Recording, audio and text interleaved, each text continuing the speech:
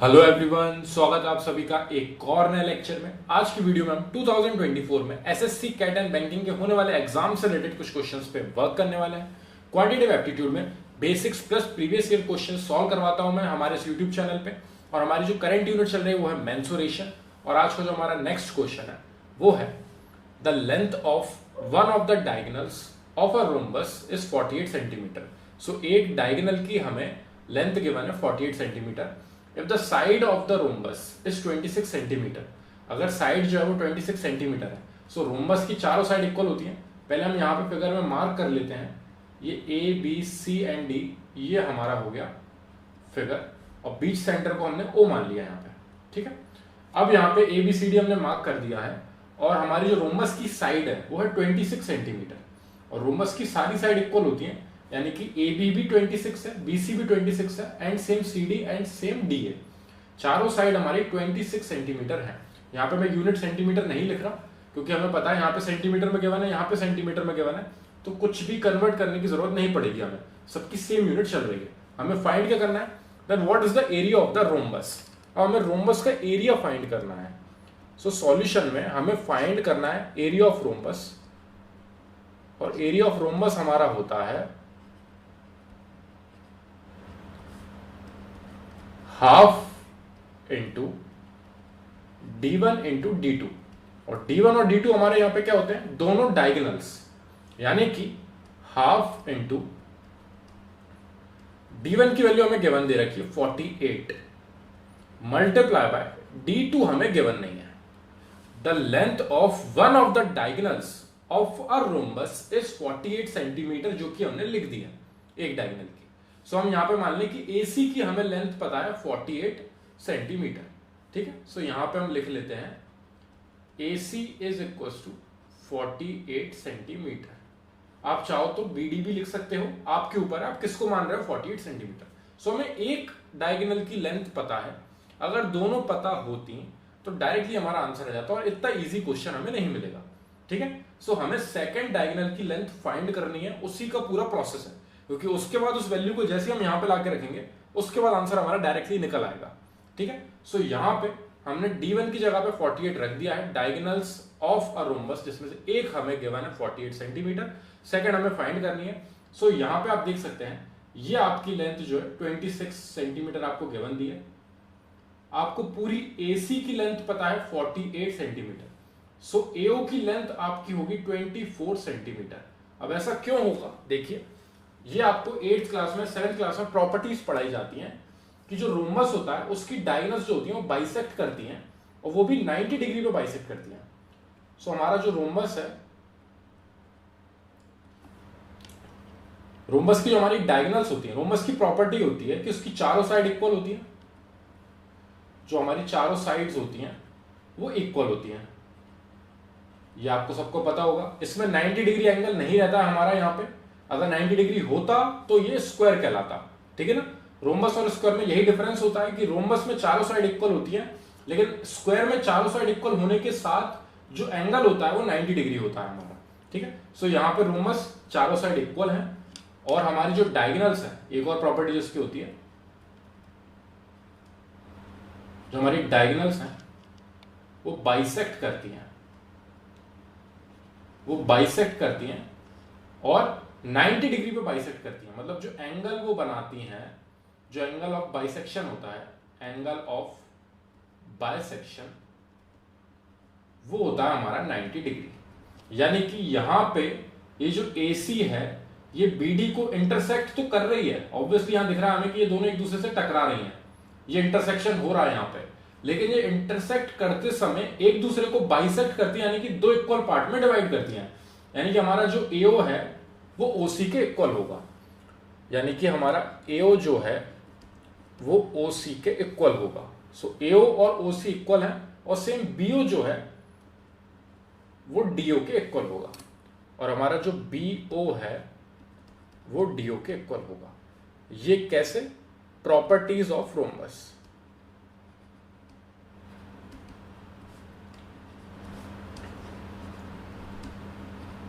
ये बस मैं आपको एक्सप्लेन करने के लिए यहां पे लिख रहा हूं, ये आपको वहां पे लिख के नहीं आना है। ठीक है ना, तो आपको ये चीज पता होनी चाहिए कि जब भी आपको रोम्बस से रिलेटेड क्वेश्चन आ रहा है तो उसका एरिया का फॉर्मूला होता है half into D1 into D2, जिसमें D1 और D2 उसकी दोनों डायगोनल्स है। इसमें हमें साइड का कोई भी मतलब नहीं रहता है एरिया फाइंड करने में, लेकिन साइड का हमें यहाँ पे क्या यूज है, जब हमें नहीं पता दूसरी डायगोनल की लेंथ कितनी है तो वो हमें फाइंड करनी पड़ेगी, इसलिए हमें हमारी प्रॉपर्टीज याद करनी पड़ेगी। प्रॉपर्टी क्या है हमारी, कि जो हमारी दोनों डायगोनल्स है वो एक दूसरे को बाइसेक्ट करती है, और बाइसेक्ट का जो एंगल होता है बाइसेक्शन का वो 90 डिग्री होता है। यानी कि ये 90, सेम ये भी 90, सेम ये भी 90, एंड देन यहां पे भी हमारा 90 डिग्री। तो ये चारों आपके एंगल अगर आप जोड़ोगे तो आपका एंगल 360 बनता है, जो कि एक पर्टिकुलर सर्कल आप देख सकते हैं। यहाँ पे 90 और ये 90 दोनों को कंबाइन करोगे आप तो 180 बनेगा। ये आप देख सकते हैं कि स्ट्रेट लाइन पे एक बीच में लाइन डिवाइड कर रही है, तो ये दोनों एंगल का सम 180 होना चाहिए। ठीक है, सो ये दोनों एंगल का सम 180 आ रहा है, आप देख सकते हैं कंफर्म। तो ये एक प्रॉपर्टी होती है कि ये जो बाइसेक्ट करती है दोनों डायगोनल्स एक दूसरे को, वो दो इक्वल पार्ट में डिवाइड कर देती है एक दूसरे को। तो ये 24 है, सो यहाँ पे भी 24 होगा, और दोनों को आप ऐड करोगे तो आपकी डायगोनल की लेंथ 48 मिलेगी। ठीक है, और यहाँ पे ये जो हमारी BO है वो OD के इक्वल होगी। तो अगर हमने BO फाइंड कर लिया तो हम उसको डबल कर देंगे तो हमें BD की वैल्यू मिल जाएगी। ठीक है, सो इस BO को फाइंड करने के लिए हमारा ये जो ट्रायंगल है, अब हम इस ट्रायंगल को लेंगे। ये हमारा जो एक ट्रायंगल है, ये मैंने यहां पे बनाया। इस ट्रायंगल में ये एंगल हमारा 90 डिग्री है, ये हमें 24 पता है, ये हमारा A, O एंड B। ठीक है, और हमारी AB की लेंथ हमें पता है 26 सेंटीमीटर। हमें OB फाइंड करना है। अब ये राइट एंगल ट्रायंगल है, राइट एंगल ट्रायंगल में हम साइड फाइंड करने के लिए पाइथागोरस थ्योरम का यूज करेंगे। सो पाइथागोरस थ्योरम यूज करेंगे। सो हमारी हाइपोटेनस का स्क्वायर यानी कि AB का स्क्वायर, AB आपकी हाइपोटेनस कैसे हुई, जो भी आपका 90 डिग्री एंगल है उसके सामने वाली साइड आपकी हाइपोटेनस कहलाती है। सो AB आपकी हाइपोटेनस हुई। लोग कंफ्यूज होते हैं कि भैया यही हाइपोटेनस क्यों ली हमने, ये वाली क्यों नहीं ली, ये भी तो बड़ी आ सकती है, लेकिन जो आपका 90 डिग्री होता है उसके सामने वाली साइड आपकी हाइपोटेनस होती है। जब आप तीसरी साइड फाइंड कर लोगे उसके बाद आपको पता चल जाएगा कि ये वाली साइड इससे छोटी रहेगी। ठीक है, सो हमारी जो 90 डिग्री के सामने साइड है वो हमारी 26 है, तो वो आपकी हाइपोटेनस है AB। उसके बाद परपेंडिकुलर हमने जैसे मान लिया OA, परपेंडिकुलर बेस में से आप किसी को भी कुछ भी लिख सकते हो, परपेंडिकुलर का स्क्वायर प्लस बेस का स्क्वायर, यानी कि यहां पे हमने पाइथागोरस थ्योरम लगाई है, हाइपोटेनस का square is equal to perpendicular का स्क्वायर प्लस बेस का स्क्वायर। सो यहां पे AB की जगह पे मैंने रखा 26 का स्क्वायर इज इक्वल टू, यहां पे OA की जगह पे रखा 24 का स्क्वायर, और BO आपको फाइंड करके लाना है, उसकी वैल्यू हमें नहीं पता है। 26 का स्क्वायर हमारा होगा 676, 676 हमारा 26 का स्क्वायर है, और 24 का स्क्वायर होता है हमारा 576, प्लस BO का स्क्वायर हमारा इस तरीके से चल रहा है। ये स्क्वायर जिसको याद नहीं है उनको मैं ट्रिक बताऊंगा सॉल्व करने की, किस तरीके से स्क्वायर फाइंड करते हैं। और अगर आप चाहो तो इसको मल्टीप्लाई करके साइड में भी देख सकते हो, आपके एग्जाम पे डिपेंड करता है। अगर आपके एग्जाम में टाइम कम है तो आप प्लीज ट्रिक्स को फॉलो करना, वरना मैं ट्रिक्स को बहुत कम फॉलो करता हूं। मैं कोशिश करता हूं कि मैं कैलकुलेशन जल्दी से जल्दी कर सकूं। ठीक है, सो 676 में से 576 सब्ट्रैक्ट होगा, ये 676 के पास ये 576 उस साइड जाएगा, तो ये हो जाएगा हमारा subtract is equal to BO का स्क्वायर। सो ये सब्ट्रैक्ट हुआ हमारा आया 100 इज इक्वल टू BO का स्क्वायर, और यहां पे स्क्वायर को मैं उस साइड भेजूंगा तो स्क्वायर रूट आएगा, अंडर रूट में हमारा 100 इज इक्वल टू BO, यानी कि हमारी BO की लेंथ आ गई है, BO की लेंथ आई है प्लस माइनस में 10। प्लस माइनस में 10 क्यों, क्योंकि प्लस का 10 भी आंसर हो सकता है और माइनस का 10 भी आंसर हो सकता है। क्यों, क्योंकि अगर आप प्लस के 10 का स्क्वायर करोगे तो आपको मिलेगा 100, जो कि आपको सेम मिल रहा है ऊपर जैसे। अगर आप माइनस के 10 का स्क्वायर करोगे, माइनस के 10 का स्क्वायर यानी कि माइनस के 10 का मल्टीप्लाई, आप माइनस के 10 में कर रहे हो तो माइनस से माइनस कैंसिल आउट होगा, और यहां से भी आपको आंसर 100 मिलेगा। तो जब भी आप कभी भी स्क्वायर रूट निकालो तो आंसर आपके दोनों आएंगे, प्लस माइनस। लेकिन जब भी आपको ऐसे साइड या फिर किसी लेंथ की बात होगी, अब यहां पे हमें ये साइड फाइंड करनी है, साइड या फिर लेंथ या फिर कोई डिस्टेंस है, तो वो आपका हमेशा पॉजिटिव होगा। इसलिए यहां पे हमारी जो BO है वो हम लेंगे प्लस की 10। ये हमारा जो परपेंडिकुलर हमने फाइंड किया, जो सॉरी यहां पे हमने जो साइड फाइंड करी है वो हमारी प्लस 10 हम लेंगे यहां पे। सो BO की लेंथ हमें मिल चुकी है 10। यहां पे आप चाहो तो लिख सकते हो, यहां चाहो तो यहां लिख सकते हो। अब आप देख सकते हो कि आपको ये BO मिल गई है और मैंने आपको क्या बताया था कि BO और DO आपस में इक्वल है। तो अगर BO की लेंथ आपको 10 मिली है तो DO भी आपकी कितनी हो जाएगी 10। सो ये DO जो आपकी है ये भी 10 हो जाएगी और दोनों को अगर आप ऐड करोगे तो आपकी BD की लेंथ कितनी आ जाएगी, BD की लेंथ आ जाएगी आपकी 20 सेंटीमीटर। B से D तक ये 10 और ये 10 कंबाइन करके आपकी BD आ रही है 20 सेंटीमीटर। अब ये जो D2 की जगह आपकी खाली थी इसकी डायगोनल की लेंथ आपको 20 मिल गई है, जिसको ले जाके हमें यहां पे रखना है, यानी कि हाफ इंटू 48 यानी कि D1 इंटू D2 की वैल्यू हमारी आ चुकी है 20। ये 2 से कैंसिल आउट करा हमने, 10 टाइम्स गया, 10 का 48 में मल्टीप्लाई 480 सेंटीमीटर स्क्वायर आपका आ गया है एरिया ऑफ रोम्बस। अब याद रखना ये सेंटीमीटर स्क्वायर क्यों आया है, ये भी डाउट क्लियर करता हूं मैं आपका। आप देख सकते हैं जब हमने हाफ इंटू D1 की जगह पे 48 सेंटीमीटर रखा मल्टीप्लाई बाय D2 की जगह पे हमारा 20 सेंटीमीटर, क्योंकि दोनों की यूनिट हमारी सेंटीमीटर में गिवन दी है। सो यहां पे ये तो हमने कैंसिल कर दिया और ये हमारा आ गया 48 का 10 में मल्टीप्लाई करके 480। लेकिन ये जो सेंटीमीटर और सेंटीमीटर है इन दोनों का मल्टीप्लिकेशन होगा तो ये सेंटीमीटर का स्क्वायर बनेगा।